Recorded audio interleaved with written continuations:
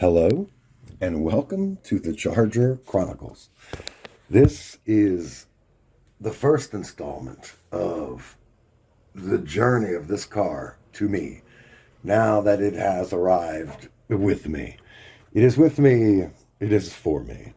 And we had a very interesting thing that happened right in the very beginning of this car. And sometimes I will refer to it as this thing because it's frustrating at times. And we personify these inanimate objects. We give them human qualities. But we know that that's just something that people do. And I'm going to try to keep this under 10 minutes with the new attention span theater. So we're already down a minute. But it seemed odd in the very beginning that I had a friend of mine, Lee, who is a big Mopar guy. He was helping me out in the very beginning, and he continues to. But since we're at a stopping point right now, we're kind of dead in the water because there's a few things that I have to do by myself before we can move forward.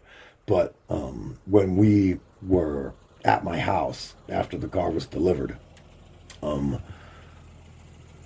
and I had rebuilt the carburetor, and well, it was before that. Yeah, before that. We fucking got the car dropped off at the house. Here it is. Okay, so hey Lee, can you come over and help me take a look at this thing and let me know, what you think and what I got and what I'm dealing with here. So he does that. And in this video, you can see that the car basically wouldn't run. And this was pre-carburetor. So the general consensus was, hey man, if you rebuild the carburetor, everything will be fine. And don't worry about it. But we couldn't get it going. And what seemed strange was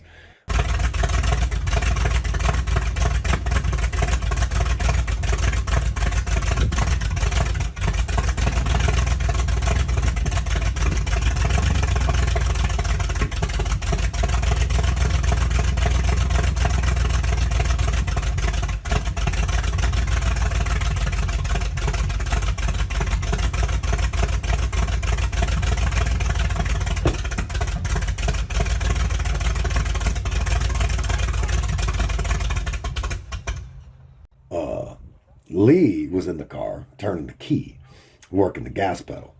I was outside with the fire extinguisher, making sure that if something went wrong, we could quickly, resolve the problem. Because I'm doing this in my driveway, in the middle of all these other cars and all these things. And, I don't know what's going to happen. I got no idea. There's backfires, misfires, oil leaks. I don't know. What do I know? So he's in the car doing what he calls feathering the gas pedal to keep this thing kind of going. And so, it's fresh off the truck, off the flatbed. Let's see what this thing does. And we're fiddling around with things. The timing mechanism there and the idle screws on the carburetor. And that back ball's leaking out. And so we just wanted to see if we could, get it to do something. So we're dicking around. And when I was in the car, I couldn't get that thing to idle at all in any way. But when he would go in the car, he had this technique with the foot thing, with the gas pedal, where he could get it going for a few seconds at a time. And so it went. And he says, just rebuild the carburetor. You'll probably be fine. So I went ahead and did that. And I began. And as people know, I'm typically involved with a lot of things at the same time. I'm doing stuff in the kitchen. We play in a band.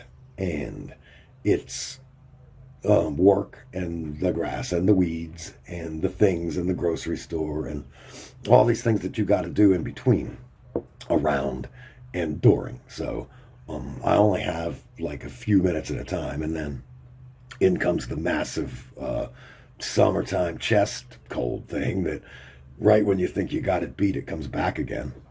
So there's a lot of that going around. But so it took a while. Finally, I got the carburetor rebuilt, and the day arrived where, hey man, we're going to put this carburetor back on. Hey Lee, come on down and check this out. This is going to be awesome, right? Yeah, this is going to be awesome. So he brings the timing light and one of these old school like analyzer things with the brake lights work. With the sweeping Now they're out. arm thing on it, like an old multimeter with the needle thing on it. It's not digital. It's got that sweeping needle thing, and you click all these different buttons the knobs to make it do different ranges and stuff. So he hooks all this stuff up to the car. And when he arrived, I'm like plunking the carburetor on there, like I'm putting it on as he pulls up. So we bolt the carburetor on and put the fuel lines on, and I'm like, okay, man, like this is going to be it, man. Solid gold, right? So this is great. Rebuild the carburetor and it's going to run and everything's going to be awesome. So we did that, and it behaved in the exact same way as it did before. And we're flummoxed, and it's raining too, right? So I got to put this, easy up canopy thing over the top of the car. So we're out there dodging the rain, and then the lightning starts. And it's kind of like the same thing as it was doing the very first day that they brought it to my house. It was doing the exact same thing. Couldn't keep it going. Everything looks right. Everything appears to be fine. And I'm like, well, it seems odd to me because when I'm in it turning the key, then this is the thing. That was the thing, the symptom that I got from the very beginning, which was if I hold the key to the right, it stays running. And I'm like, okay, this has got to be worth something. This has to mean something, because you turn it to the right, and as soon as you let off the key, it would die. And if you're doing this manipulation of the gas pedal, you could kind of keep it going for a little while.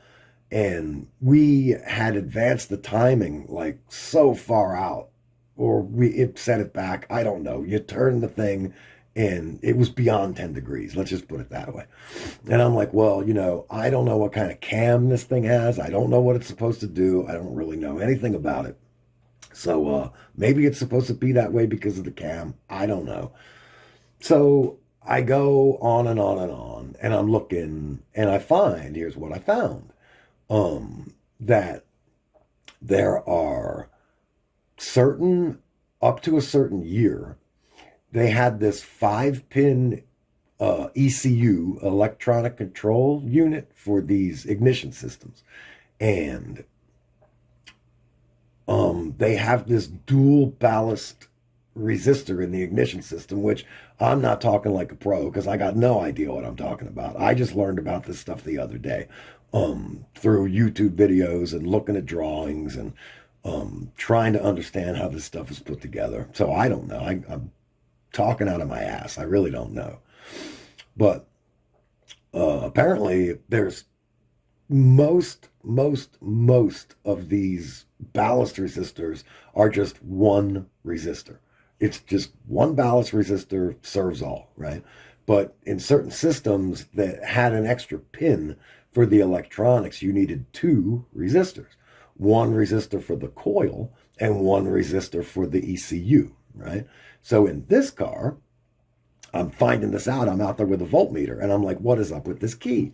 And all the stuff that I found is ballast resistor, bad ballast resistor, bad ballast resistor. If you turn your key and the car runs, but as soon as you turn it off, bad ballast resistor, right? But whoa, I have 2. So I'm researching it, and I'm looking, and I go out there with the voltmeter, and I'm still not sure if this is right or true. I really don't know, but because I got to keep ohming this thing out and probing it, but I got to do a lot of this stuff while it's idling. So I got to get exhaust, but that's like a time for a different time. But what I found was, I'll put this picture up, that the ballast resistor here has 1 ohm on one leg and 5 ohms on the other leg. And if you look at the wiring on this picture, the way that it was uh, implanted, transgrafted, transected, whatever you want to call it, the way that this wiring was put in, it appears, okay, that when I was measuring this thing from the very beginning, that bottom right leg is the one that goes to the coil and the brown wire from the ignition. Because I went into the bulkhead and I measured the bulkhead thing off the drawings that Glenn had given me. So there's my timer. So there's 10 minutes. I'm going to try to wrap this up. So when I measured across the resistor on the bottom, it was reading 5 ohms, right? So on all the stuff that I had read and looked at, the 5 ohm load is supposed to go to the ECU side and not the coil side, right? And I could be corrected if I'm wrong, but I'm going to tell you what happened. And there's on that white chunk of resistors, there's 2. There's one across the top, there's one across the bottom. One is 5 and one is 1 ohm. So the one across the bottom was the one that was going to the coil, and it was reading 5 ohms. And then I put the key in the car, and I turned it to the on position, and I measured the voltage, and it was only spitting out like 3.5 volts. And I'm like, well, okay, this should be a little higher than this. Okay. So I'm standing there and I'm pondering, and this took all day, like just all day of, going out with a voltmeter, probing it, going back in, watching videos, looking at drawings, going back outside, having some coffee while I'm trying to work on the kitchen at the same time. Right. So, I'm like doing these different things, and I'm trying to think about one thing while I'm doing the other thing, because it's like thorns in your mind. Like if you misplace something and it kind of drives you nuts for a while, maybe it does for you, but it does for me. I don't know about you guys. But if I misplace something, it just kind of goes into the back of my mind, and it's distracting me all this time because I'm just wondering where the hell this thing is. But I got to go throughout my whole entire day and do all this other crap with this other tiny little thing. Oh, yeah, I got to cut the grass. Oh, yeah, I got to clean the gutters. Oh, yeah, I got to fix the tractor. Oh, yeah. And like so. But while you're thinking about this stuff, you have to do other stuff. And it's difficult to compartmentalize these things and just kind of like lock one off until you're done doing the other thing. I don't really know. So I'm thinking and I'm working and I'm thinking and I'm working and I'm going. And so I decided, right? And this is the other thing. When you look at this white resistor block, those connectors, okay, this is the part that's the trip, right? The connectors have these little locking pins, right? So that you can only plug them on one way. And so I'm thinking to myself, well, this must be right because they can only go on one way. But then when you look at the wires aren't actually the wires, right? They're supposed to be color coded. They're supposed to, one's blue, one's brown, one does this, one does that. But in this application with the car, as I received it, I have a resistor block with all these different colored wires that are cut off and hand twisted together with a piece of electrical tape on it. And so I'm looking at this thing and I'm thinking to myself, something ain't right here. Like this just ain't right. So what I did was I flipped that white resistor block over. I turned it 180 degrees, which put the 1 ohm resistor on the bottom, right? So if this makes sense to you. And then those little plastic nubbins that keep it, so you can only put the connectors on the certain spots, I clipped them off with a pair of wire cutters. And then I plugged the plugs back on. So I flipped it over, cut the nubbins off, plugged the plugs back on, and I'm telling you guys, that car fired right up. And I haven't measured the voltage yet, because, and here's the reason why. But I will tell you, after I did that, it runs, it idles, it revs, it purrs. It has a little bit of a knock because I think that we did the timing too far out to get it going in the condition that it was from before. So I can't continue running it with open headers. So the next move is to fix the driver's side header. I'm going to replace that. And then I'm going to keep the passenger side stock manifold on there for the exhaust because it is a nightmare. And I don't see any holes in it. And it sounds very solid. So for the purposes of troubleshooting the car, and working on the engine because it's got to get exhaust on it. It has to. I can't do anything else without exhaust. But I wanted to just get it idling before I moved forward. So now it runs. That block is flipped over, and I have the right resistor going to the right place, which is fascinating, right? So I'm under the assumption that whoever put that in there and cut the original wires, they put the wrong resistor to the wrong load. It seems like that's what it is. Because once I flip that thing over, it runs really good now. You can just sit in there. You don't got to manipulate the gas pedal. You don't have to do anything. And it just starts. It goes, boom, it starts right up.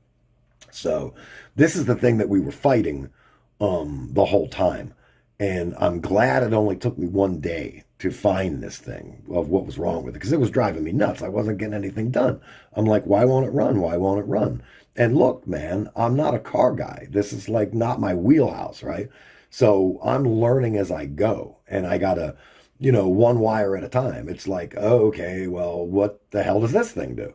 And then I got to go and take a day and a half to learn about, what the starter relay does or any number of things. So it's very slow. But the good thing is it's running now. It's running good. And as soon as I can get this exhaust put on it, I'm going to have Lee come back and we're going to redo the timing. I'm probably going to put spark plugs in it if I can get to it and maybe some spark plug wires. And it's got a hella oil leak. I don't know, because we changed the oil. That was the very first thing we did, change the oil and get an oil filter for it before we even cranked it. Like, it's like, let's just get that oil out and we'll put new oil in it. It took 7 quarts, which seems a little excessive to me, but 7.2 liters is a lot of liters of engine displacement. And so that is the update. It is running now. It's running pretty good. And it's only going to get better once we get the timing back to where it's supposed to be. And maybe new plugs and wires, and definitely for sure. But not until I'm sure that they're not going to get fouled, right? So there's some tests, some stuff that you got to do. And I want to put the exhaust on first. So that is the update. And thank you guys for being interested in this. And I want to keep bringing this information to you. And I got this to 18 minutes and maybe I could trim this down in editing. But that's where we're at. And I'll make another video when I get the exhaust on. But it's going to be like some straight pipe to a muffler out the end with clamps and no welding, right? So probably jamming steel wool into stuff and clamping it down and hoping for the best because this is one of these kinds of things where I'm still not sure if I'm going to have to pull this engine out or not. Like, I don't know if I'm actually going to have to pull it out. So I don't want to like do all this stuff that's going to need to be undone. I want to get it to a point where, you can just have these things connected. And if you have to take them off, you could just take them off.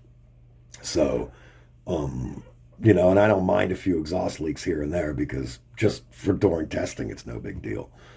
At least I don't think it is anyway. I guess it's better than open headers, right? A couple leaks. So as long as you're not doing it in a sealed garage, you'll probably be fine. So, okay, that's it. Have fun with that, and we'll keep you updated. And I cannot wait to get this one gigantic burnout. Well, not like gigantic because my missus, she's like, well, I'm not getting in that thing. And I'm like, yeah, but see, it's not going to be like that, okay? It's just a little one, bang second, and then we'll be all right, okay? So we'll see how it goes, and I'll keep you guys up to date. And thanks for your support, and be well, and we'll see you next time.